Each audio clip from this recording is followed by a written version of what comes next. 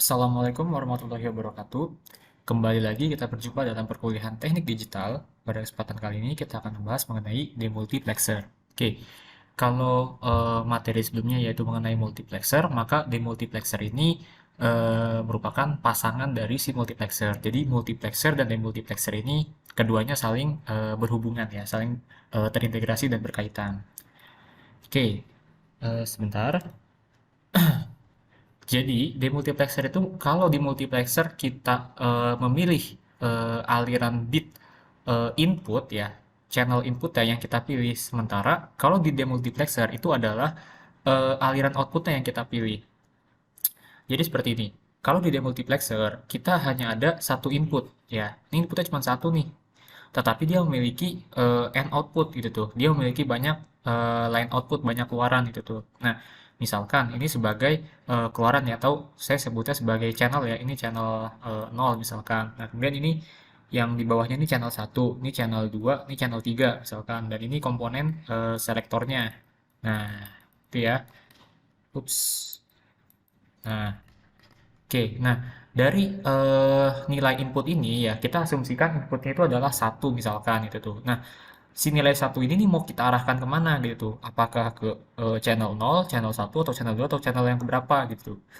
Nah, itu kan tergantung dengan apa ya, selektor yang digunakan pada komponen multiplexer gitu tuh. Tapi di sini kita asumsinya kita mau mengarahkan ke channel yang kedua misalkan gitu ya. Nah, maka eh, si saklar ini ya, dia bakal membentuk saklar tertutup gitu tuh, atau menjadi siklus tertutup, sehingga nilai aliran bit data input ini dia dapat diteruskan ke output. Nah, itu kayak gitu. Oke. Jadi bisa dibilang demultiplexer ini kebalikannya dari si multiplexer. Oke.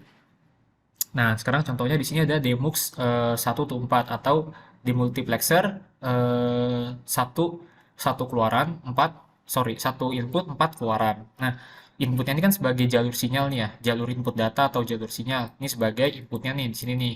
Ini inputnya yang A, kemudian yang B ini outputnya. Nah, kelihatan kan ada Y0, Y1, Y2, Y3 gitu tuh. Nah, selektor juga masih sama, dia ada dua di sini. Nah, yang menentukan banyaknya input itu, banyaknya keluaran itu dari mana? Tergantung dengan selektor yang digunakan. Jadi eh, selektor itu ditentukan dengan sorry, input itu ditentukan oleh banyaknya selektor yang digunakan. Misalkan n selektor, ini selektornya 2, berarti 2 pangkat n, maka sama dengan ya ada 4 keluaran. Tapi beda cerita kalau misalkan selektornya ada 3 misalkan gitu. Berarti kan n sama dengan 3 kan. Berarti kalau 2 pangkat 3 ya hasilnya ada 8 keluaran. Berarti di sini ada sampai Y7, Y4, Y5, Y6, Y7. Nah, itu kayak gitu.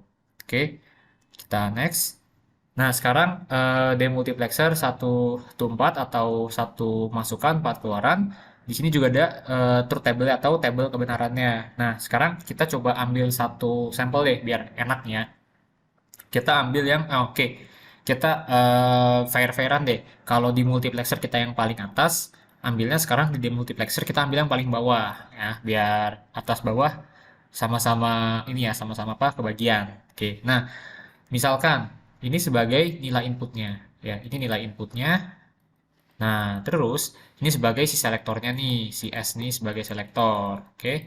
Nah, si Y ini dia ini sebagai outputnya, oke. Nah, terus misalkan nilai inputnya kita beri nilai, sorry, selektornya kita beri nilai satu, inputnya satu di sini nih, oke. Berarti S1 sama dengan satu, S0 sama dengan satu. Ini kayaknya diganti aja deh, jangan merah ya, biar enak. Oke, nah S1 sama S0 sama-sama satu nilainya. Nah, D ini sebagai inputnya. Nah, kita lihat nih aliran si berapa namanya nih? Y3. Si keluaran Y3. Dia aliran stream datanya dari mana aja sih gitu tuh. Nah, kita lihat. Nih ya. Ups. Nah, tuh. Kelihatan ya. Nah, di sini terus sama satu lagi kita lihat ini ya. Nih, set. Tuh. Nah, dia nggak melalui inverse atau nggak melalui pembalikan. Ini kan inverse nih. Not itu kan kita anggap sebagai inverse ya, atau logika pembalikan gitu tuh. Ini inverse. Nah, sementara si Y3 ini dia nggak melalui inverse tersebut. Alhasil, satu ini langsung masuk sini. Berarti ini nilainya satu, ini nilainya satu. Nah, kita tinggal bergantung dengan inputnya. Inputnya berapa nilainya? Kalau misalkan inputnya nilainya satu, maka otomatis di sini juga satu dong. Nah, kalau gerbang logika apa ya n satu semua, maka keluarannya juga satu karena dasarnya dari gerbang logika itu kan semua inputnya harus sama dengan satu supaya dia menghasilkan keluaran satu. Input satu satu baru dia keluarannya sama dengan satu juga. Nah, itu kayak gitu. Nah, dia ini keluaran apa inputnya satu semua. Nah, otomatis keluarannya itu juga Y3-nya bakal satu gitu tuh. Ini bakal satu nilainya. Nah, terus Y2 sama Y1-nya dikemanain gitu. Maksudnya apa nggak punya keluaran. Nah, sekarang kita lihat dari aliran stream datanya sekarang. Coba kita lihat. Ini kan satu nilainya nih. Kita kan tadi kasih nilai satu di S0 sama S1 kan. Nah, kita lihat Y2 nih misalkan. Y2 aliran stream datanya dari mana aja? Coba saya ganti ya biar bedain. Nah, Y2 nih. Coba nih ya, set. Oke. Dia di sini, satu dibalik, diinverse kan. Ini inverse kan. Nah, satu dibalik berarti jadi nol kan? Oke, di sini udah ada nol, satu. Nah, terus sekarang kita ke yang sini nih, Y1. Set. Tuh. Dia diinversin, berarti dia jadi nol kan? Nah, di sini udah ada nol. Nah, sekarang Y0. Coba kita lihat aliran stream datanya ke selektora tuh. Nah, satu dibalik, jadi nol kan? Nah, kalau di gerbang logika M udah ada satu aja input itu yang nol, maka otomatis keluarannya juga pasti bakal nol kan? Karena kan gerbang logika itu kan apa ya? Basicnya kan perkalian ya. Sementara kalau OR tuh penjumlahan, oke? Nah, sehingga kalau misalkan selektor kita beri nilai semua apa ya kedua selektor kita beri nilai satu, maka eh, keluaran yang bakal terjadi itu ada pada komponen gerbang n y3. Nah, tapi keluaran dari gerbang komponen y3 ini masih ditentukan oleh nilai input dari si d-nya ini gitu tuh. Kalau input d-nya ini satu, maka keluarannya pasti satu. Tapi kalau inputnya ini nol, ya udah y3 ini nilainya pasti nol juga gitu. Oke. Nah, sekarang boolean expression. Nah, kalau buat boolean expression, sebentar. Nah, kelihatan nggak? Kelihatan ya. Nah, kalau buat boolean expression ini, kita sama caranya kayak yang di multiplexer ya. Kita tinggal urutin aja dari gerbang logikanya. Sekarang kita lihat dari yang kita kita kita urutinnya dari Y0, Y1, Y2, Y3 misalkan itu tuh. Nah, kita mulai dari Y0. Saya start di sini ya nulis saya. Oke, ini Y0 ya. Y0 aliran stream datanya dari mana aja? Kita lihat. Oh, dia ada dari D. Oke, tulis dulu D. D.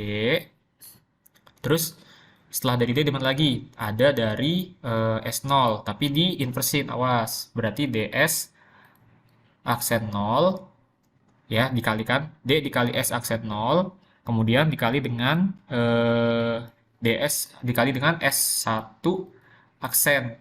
Nah, itu untuk Y0. Terus untuk Y1-nya, coba kita lihat. Nah, untuk Y1-nya, aliran datanya dimulai aliran data selektornya itu dari S0 tapi dia nggak diinversin. Tuh, ya. Dia nggak diinversin. Nah, berarti D S0, oke, DS0, ini nggak diinversin ya. Tuh, nggak diinversin ya. DS0, kemudian untuk input lainnya lagi di Y1-nya itu ada pada DS apa di S1 tapi dia diinversin berarti S1 aksen ya kan. Nah, untuk Y2-nya kita lihat nih Y2. Dia dari S0 tapi diinversin. Oke, kita tulis D S aksen 0 terus S1-nya dia inversin gak? Coba kita lihat nih. Nah, oh S1-nya gak diinversin. Berarti S aksen 1. Nah, Y3-nya kita lihat sekarang yang terakhir. Nah, kalau di Y3 kita lihat nih. Oke, ini nggak diinversin ya. Tuh, nggak diinversin. Nah, ini juga nih kita lihat diinversin nggak? Nggak ya, nggak diinversin. Berarti Y3 sama dengan DS0 dikali dengan dikali dengan S1. Nah, berarti keluarannya itu ntar ada 3. Nah, jadi nanti keluarannya itu ya DS0 buat Y0 nya DS 0 aksen sama DS1 aksen. Nah, terus Y1 ntar DS 0 dikali dengan S1 aksen. Terus Y2-nya ntar DS 0 aksen dikali dengan S1 aksen. Y3-nya DS 0 dikali S1. Nah, itu kayak gitu. Oke. Jadi itu buat Boolean expression-nya ya. Jadi bakal ada tiga ini ya, bakal ada 4 keluaran gitu. Oke. Nah, yang ini jangan di ini ya, jangan di eh, terlalu digunakan yang ini. Ya, kita lihat yang di saya coret ini. Oke, saya harap sih ini nggak terlalu sulit ya untuk boolean expressionnya, karena kita tinggal lihat dari aliran data inputnya sama aliran selektornya aja gitu tuh, biar bisa ngurutinnya. Nah, multiplexer dan multiplexer tuh seperti yang tadi saya jelaskan ya, mereka berdua ini saling berhubungan, saling berkaitan dan saling terintegrasi. Jadi selektor apa ya, mengintegrasikan selektor supaya keluaran input itu dapat dikeluarkan kembali pada channel output yang ada di demux. Jadi misalkan kayak gini, ini sebagai misalkan input nih. Ini kan sebagai input nih. Input masuk ke mux. Di sini ada output dari si multiplexer ya. Saya tulis mux aja ya biar cepet ya. Nah, terus output dari mux. Nah, dia ada ini nih, istilahnya melalui media nih, media transmisinya. Nah, di sini ntar ada input dari si demux, input demux. Oke, nah mux dan demux sama-sama memiliki yang namanya selektor, sama-sama memiliki yang namanya selektor. Nah, si selektor inilah yang bakal saling berhubungan gitu tuh. Jadi supaya misalkan inputnya dari channel 2, channel 1 misalkan ya. Ini channel 1 nih. Ini channel 0, 1, 2, 3 misalkan. Ini channel 0, 1, 2, 3 misalkan ya. Nah, inputnya dari channel 1 misalkan. Ini inputnya di sini nih, ini inputnya. Nah, dipilih oleh si selektor. Nah, maka nanti selektor di sini juga harus sama memberikan keluaran pada channel yang pertama. Itu kayak gitu. Kecuali ditentukan yang lain gitu. Tapi ya biasanya sih antara masukan dan keluaran tuh pasti sama channel yang digunakannya. Nah, itu begitu. Oke. Oke, di sini ada exercise, ada tugas yang harus diselesaikan.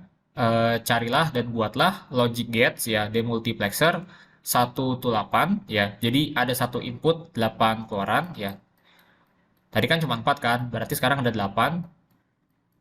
Nah, tuh 2, 3, 4, 5, 6, 7. Tuh 2, 3, 4, 5, 6, 7, 8. Oke. Nah, dia ada 8 keluarannya ya. Set. Oke, ini inputnya. Ini keluarannya. Ups. Nah, silakan dicari bentuk apa ya namanya ya, gerbang logikanya. Kemudian jangan lupa dimodelkan gerbang logikanya dalam boolean expression sama kayak seperti ini ya, dimodelkan. Itu begitu. Oke. Nah, kemudian jangan lupa jelaskan prinsip kerja dari demultiplexer 1 to 8. Oke. Referensi yang digunakan bebas. Silakan cari referensi sebanyak-banyaknya. Boleh dari YouTube, boleh dari website, boleh dari jurnal, dari buku, silahkan. Kalau mau dari YouTube, coba-coba buka aja dari Neso Academy. Ya, silakan dicari ya Neso Academy. Itu worth it banget untuk belajar mengenai teknik digital, sinyal sistem, pengolahan sinyal, itu begitu. Oke, mungkin sampai di sini untuk perkuliahan kita kali ini pada materi demultiplexer. Semoga bermanfaat. Kurang lebihnya mohon maaf. Assalamualaikum warahmatullahi wabarakatuh.